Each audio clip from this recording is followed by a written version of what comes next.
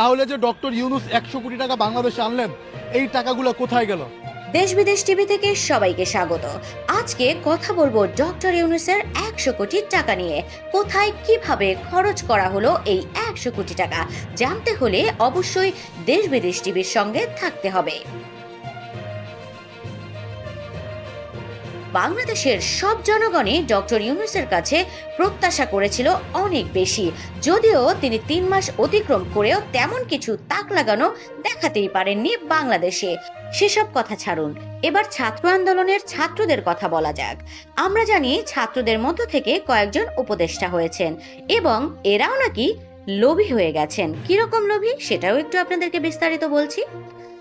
নাহিদ এবং আসিফের কথা শোনা যাচ্ছে যে তারাও নাকি ভারতের এজেন্ট হয়ে টাকার জন্য কাজ করতে প্রস্তুত আছেন, আর সেটি আমরা বলছি না, বলছে বাংলাদেশের জনগণই।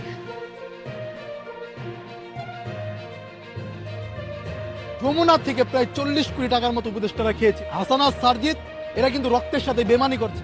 অনেকেই এটা ধারণা করছেন যে এত টাকা পাওয়া হলো, 100 কোটি টাকা পাওয়া হলো এবং বিভিন্ন দেশ থেকে সাহায্য সহযোগিতা পাওয়া হলো, কিন্তু সেসব টাকার কোনো হিসেব নেই। বরঞ্চ নাহিদ এবং আসিফ তাদের গাড়ি কেনা নিয়ে ব্যস্ত। তাহলে কি 100 কোটি টাকা এই গাড়ি কিনতেই খরচ হয়ে গেল?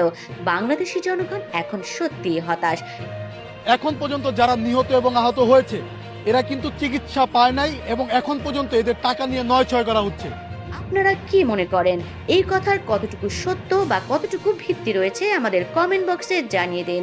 আর অবশ্যই বাংলাদেশের আপডেট জানতে হলে দেশ বিদেশ টিভির সঙ্গেই থাকুন।